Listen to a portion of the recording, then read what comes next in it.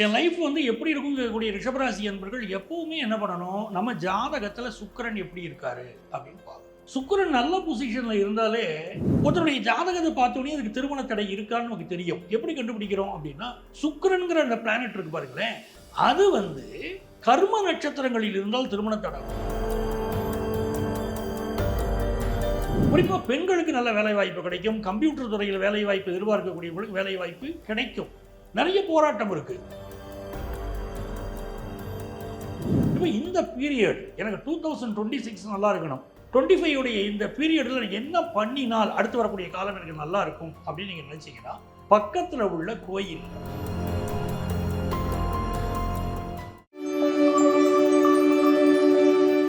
ரிஷபராசி என்பர்களுக்கு ரிஷபம்னாலே சுக்கிரன். என் லைஃப் வந்து எப்படி இருக்கும்னு கேட்கக்கூடிய ரிஷபராசி என்பர்கள் எப்பவுமே என்ன பண்ணணும், நம்ம ஜாதகத்தில் சுக்கிரன் எப்படி இருக்காரு அப்படின்னு பார்க்கணும்.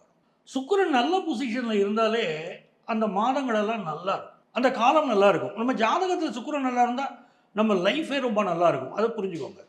பொதுவாக ஒரு ஆண் ஜாதகம் எடுத்தால் எதை பார்ப்போம், குரு பகவானை பார்ப்போம். குரு பகவான் ஒரு இப்போ எங்கிட்ட ஜாதகம் பார்க்க வராங்க, நான் முதல்ல என்ன பண்ணுறேன், அந்த ஜாதகத்தில் குரு எப்படி இருக்காருன்னு பார்க்குறேன். அது ஆண் ஜாதகமாக இருந்தால் அதை வச்சு முதல்ல அவங்க லைஃப்பை டிசைட் பண்ணிடலாம். சுக்கிரனை பார்க்குறோம், ஒரு பெண்ணுடைய ஜாதகமாக இருந்தால் சுக்கிரனை பார்க்குறோம், அது நல்லா இருந்துச்சு, அவங்க லைஃப் நல்லா இருக்கணும். முதல்ல பேசிக்கலாக இந்த ஐடியாக்குள்ளே நம்ம வந்துடலாம். அப்புறம் லக்னாதிபதி என்ன மற்ற விஷயங்கள் எல்லாம் பார்க்கலாம். ரிஷபராசிக்காரங்களுக்கு எப்பவும் என்ன பண்ணணும்னா, சுக்கிரனுடைய அமைப்பு நல்லா இருக்கணும். இப்போ இந்த மாதம் எப்படி இருக்குது, இந்த காலம் எப்படி இருக்குது, 2025 உடைய இறுதி மாதங்கள் எப்படி இருக்குது அப்படின்னு பார்த்தோம்னா, சுக்கிரன் ஆட்சியாக இருக்கார். இது ரொம்ப முக்கியமான விஷயம். சுக்கிரன் ஆட்சியாக இருந்தாலே வாழ்க்கை நல்லா இருக்கும். இப்போ நிறைய பேர் கேள்வி கேட்குறாங்க, சார் திருமண தடை அப்படின்னு வருது, எங்கள் ஜாதகத்தில் நாங்கள் அதை எப்படி தெரிஞ்சுக்கிறது?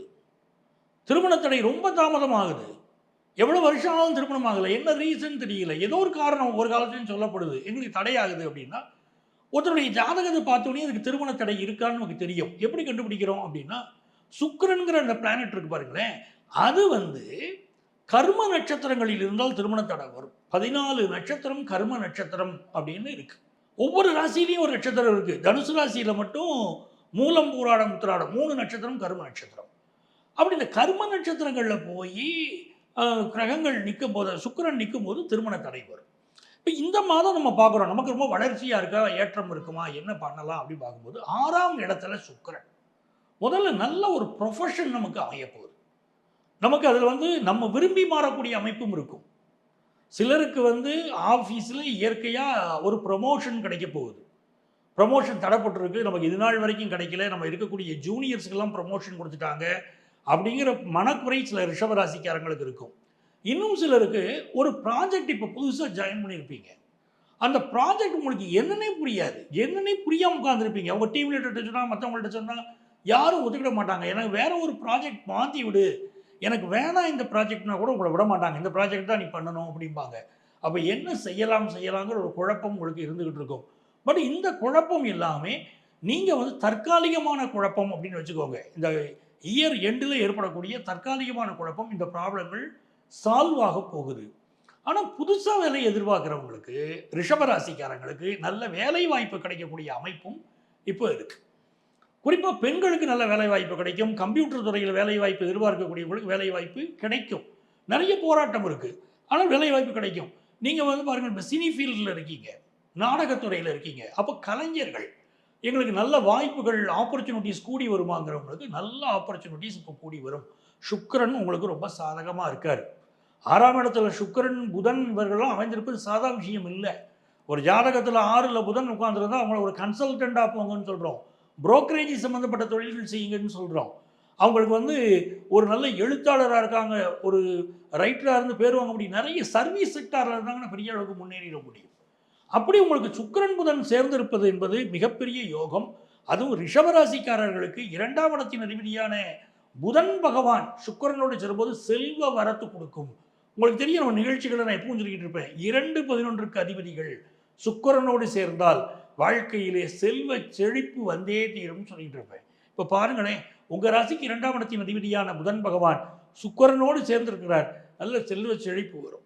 இப்போ ஃபேமிலியோட வெளியிடங்களுக்கு டூர் போவீங்க, லைஃப்பை என்ஜாய் பண்ண நினைப்பீங்க, முக்கியமான நிகழ்ச்சிகளில் பங்கெடுத்துக்கிடுவீங்க. உங்கள் ட்ரெஸ், உங்கள் சென்ஸ், நீங்க வந்து உங்களுடைய அவுட்ஃபிட்ஸ் எல்லாமே பாராட்டும்படி இருக்கும். ரிஷபராசிக்காரங்களுக்கு பலரும் பாராட்டக்கூடிய அளவிற்கு உங்க அவுட்ஃபிட்ஸ் அமையும். உங்கள அழகுபடுத்திக்கிடுவீங்க.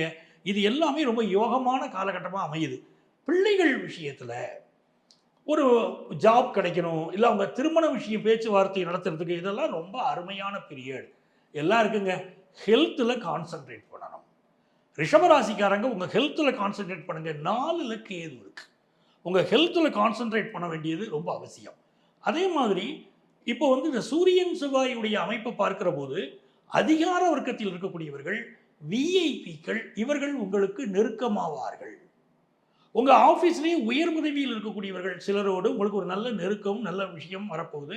அரசியலில் இருக்கக்கூடியவர்கள் தலைமைக்கு நெருக்கமாக மாறுவீர்கள். அப்படிப்பட்ட ஒரு யோகமான சூழ்நிலைகள் எல்லாம் இப்போ உங்களுக்கு உருவாகி வருது. இப்போ இந்த பீரியட் எனக்கு 2026 நல்லா இருக்கணும். 25 உடைய இந்த பீரியடில் என்ன பண்ணினால் அடுத்து வரக்கூடிய காலம் எனக்கு நல்லா இருக்கும் அப்படின்னு நீங்கள் நினச்சிங்கன்னா நீங்கள் செய்ய வேண்டியது பக்கத்தில் உள்ள கோயிலில் விநாயக பெருமானுக்கு மாலை சூட்டணும். எப்போன்னா ஒவ்வொரு ஞாயிற்றுக்கிழமையும் விநாயகருக்கு மாலை சூட்டி வாருங்கள். உங்களுக்கு என்ன வகையான மாலை சூட்ட விருப்பமோ நீங்கள் சூட்டக்கூடிய மாலையை அவர் ஏற்றுக்கொள்வார். அவருக்கு மாலை இட்டு நீங்கள் வழிபட்டு வருகிற போது உங்கள் குடும்பத்தில் சுப நிகழ்ச்சிகள் கூடி வரும். ஃபினான்ஷியல் இம்ப்ரூவ்மெண்ட் இருக்கும். பிஸ்னஸ் லோன் ஒன்று எதிர்பார்த்துட்டு இருக்கீங்க பாருங்க, அது உங்களுக்கு சேங்ஷன் ஆயிரும். ரொம்ப நல்லா இருப்பீங்க. 2025ஆம் ஆண்டு நடந்துட்டு இருக்கு. 2026 ஆரம்பிக்க போகிறது.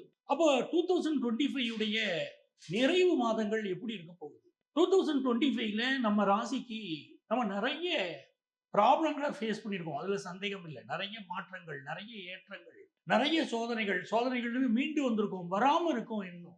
அப்ப 2026 நல்லா அமைஞ்சா தான் நம்ம வாழ்க்கை நல்லா இருக்கும். திடீர்னு 2026ல மாற்றம் வந்துருமா அப்படின்னா 2025ஆம் ஆண்டுடைய இறுதி மாதங்கள்ல இறுதி நேரத்துல நமக்கு எப்படி ஒரு டேர்னிங் பாயிண்ட் அமையும்?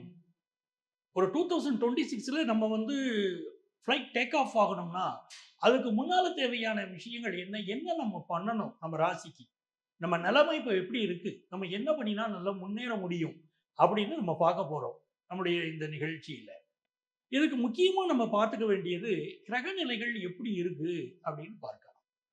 கிரகநிலைகளை பொறுத்த வரைக்கும் மிக முக்கியமா சொல்ல வேண்டியது குரு வந்து உச்சமாக இருக்கக்கூடிய ஒரு நேரம். குரு பகவான் கடகத்துல உட்கார்ந்து இருக்காரு. எப்பெல்லாம் உலகத்துல வந்து இந்த குரு பகவானுடைய பெயர்ச்சி கடகத்தை நோக்கி அமைகிறதோ அப்ப தங்கத்தின் விலை அதிகரிக்கும். மிக முக்கியமா நம்ம தெரிஞ்சுக்க வேண்டிய விஷயம் இதுதான். தங்கத்தின் விலை அதிகரிக்கும். அப்ப நிறைய நம்ம வந்து தங்கத்துல இன்வெஸ்ட் பண்ணலாம். இதுல முக்கியமான விஷயம் என்னன்னு கேட்டீங்கன்னா, இந்த நவம்பர், டிசம்பர் மாதங்களில் தங்கத்தின் விலையில ஒரு ஃப்ளக்சுவேஷன் இருக்கும். ரொம்ப குறையும், கூடும், மாறி மாறி இருக்கும். பெரும்பாலான நேரங்கள் தங்கத்தின் விலை வந்து நீங்க வந்து வாங்கணுங்கிற ஆசையை தூண்டும். ஏன்னா ரேட் குறையுது இந்த காலகட்டத்துல. 2026ல திருப்பி ரேட் ஏறும். அப்ப நம்ம என்ன பிளான் பண்ணிக்கலாம்? தங்கம் வாங்கி வைப்பது இந்த 2 மாதங்கள்ல நமக்கு ரொம்ப நல்லது அப்படின்னு ஒண்ணு வச்சுக்கலாம். இன்னொரு பக்கம் பார்த்தீங்கன்னா, இயற்கை சூழ்நிலைகள் எப்படி இருக்க போகுது அப்படின்னு பார்த்தீங்கன்னா, இந்த நவம்பர் மாதமும் நல்ல மழை இருக்கும். டிசம்பர் மாதமும் கடுமையான மழை, இயற்கை சீற்றங்கள் அதிகமாக இருக்கும். இதுதான் முக்கியமா பார்க்கணும். இப்போ இந்த வருஷத்துடைய ஆரம்பத்திலேயே நம்ம பேசும்போது என்ன சொல்லியிருந்தோம்? நெறைய வந்து இந்த ஃப்ளைட் ஆக்சிடென்ட்ஸு, இயற்கை சீற்றங்கள பத்தி பேசியிருந்தோம். நெறைய விமான விபத்துக்கள் எல்லாம் ஏர் இண்டியா விமான விபத்துலேருந்து எல்லாமே உங்களுக்கு தெரியும். அப்போ பொதுமக்களுக்கு கொஞ்சம் அதுல உள்ள பாதிப்புகள் இருக்கத்தான் செய்யும். நவம்பர்ல சில நாள் மழை இருக்கு, டிசம்பர்ல கடும் மழை இருக்கு, சென்னை நகருக்கு பாதிப்பு இருக்கு அப்படிங்கிறதெல்லாம் உண்மை. இப்படி இருக்க போகுது ஒரு புறம். இன்னொரு பக்கம் நம்முடைய அரசியல் விஷயங்கள் எப்படி இருக்க போகிறது? நாட்டுடைய சூழ்நிலை எப்படி இருக்க போகிறது அப்படின்னா, நீங்க வந்து நம்முடைய அரசியலில் பெரும் திருப்பு முனைகளை சந்திக்க போகிறீர்கள். டிசம்பர், ஜனவரி மாதங்கள்ல அரசியல்ல கூட்டணியில கடும் மாற்றங்கள் ஏற்பட போகுது. நீங்க நம்ப முடியாது. நம்ப முடியாத மாற்றங்கள் ஏற்படும். அதாவது ஒரு நடிகர் ஒருத்தர் வந்து ஒரு அரசியல் கட்சி துவங்க போகிறார். ஏற்கனவே ஒரு நடிகர் இருக்கார் அரசியல் கட்சியில. நான் அதை சொல்லல. இன்னொரு நடிகர் அரசியல் கட்சி துவங்க போகிறார். அதே மாதிரி எந்த நம்ம கூட்டணியின் எதை வைத்துக் கொண்டிருக்கிறோமோ அதுல பிரிவு வரப்போகுது. ஒரு கட்சி கூட 2ஆக உடையலாம். ஒரு கூட்டணியிலிருந்து சில கட்சிகள் விலகி இன்னொரு கூட்டணியை நோக்கி போகக்கூடிய அமைப்புகள் நீங்க பார்க்க போறீங்க.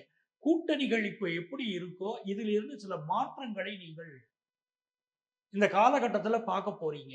இது வந்து நீ இந்த 2025 உடைய எண்டுல இப்படி நடக்குது. 2026 உடைய பிகினிங்க்கு ஆரம்ப காலகட்டத்திற்கு இது ஒரு முன்னோட்டமாக அமையும். அப்போ அரசியல் வானிலை பரபரப்புக்கு பஞ்சமே கிடையாது. அப்படிப்பட்ட சூழ்நிலை இருக்க போகுது. அதே மாதிரி ஹெல்த் ரிலேட்டட் விஷயத்துல இந்தியாவுல ஒரு நல்ல முன்னேற்றங்கள் இந்த காலகட்டத்துல இருக்கும். சுக்கிர பகவானுடைய அமைப்பை பார்க்கிற போது, பெண்களுக்கு எதிரான கொடுமைகள் அதிகம் இருக்கக்கூடிய மாதங்கள் இந்த 2 மாதங்கள் பெண்களுக்கான பாதுகாப்பை அதிகப்படுத்தணும். பெண்கள் தங்கள் குரலுக்காக தங்களுக்காக குரல் கொடுப்பார்கள். பெண் அமைப்புகள் குரல் கொடுக்கும். அப்படிப்பட்ட சூழ்நிலைகளும் உண்டு. ஸோ நெறைய விஷயம் நம்ம ராசிக்கு என்னென்ன இருக்குன்னு நம்ம தனித்தனியாவே எடுத்து பார்க்க போறோம். இந்த இறுதி மாதங்கள் எப்படி இருக்குன்னு தெரிஞ்சுக்கிட்டா, நம்ம ராசிக்கு நமக்கு என்ன பலன் நடக்கும்? இப்ப நம்ம சொல்லிட்டு இருக்கிறது எல்லாமே கோச்சார பலன்கள். நம்ம ராசிக்கு உள்ள கோச்சார பலன்களை பார்த்துக்கிட்டு, அப்படியே நம்முடைய சொந்த ஜாதகத்த பார்க்கணும். அதுல என்ன தசாபுத்தி, அந்தரம், சூட்சுமம் 2யும் இணைச்சு பார்க்கும்போது, நம்முடைய முழுமையான பலன்கள் நமக்கு தெரியும். சனி பகவான் வக்கரமா இருந்து வக்கர நிவர்த்தி பெறுகிறார். நெறைய பேருக்கு வேலையில இருந்த ப்ராப்ளங்கள் எல்லாம் இந்த காலகட்டத்துல சால்வ் ஆகவும் போகுது. அதையும் நம்ம பார்க்க போறோம்.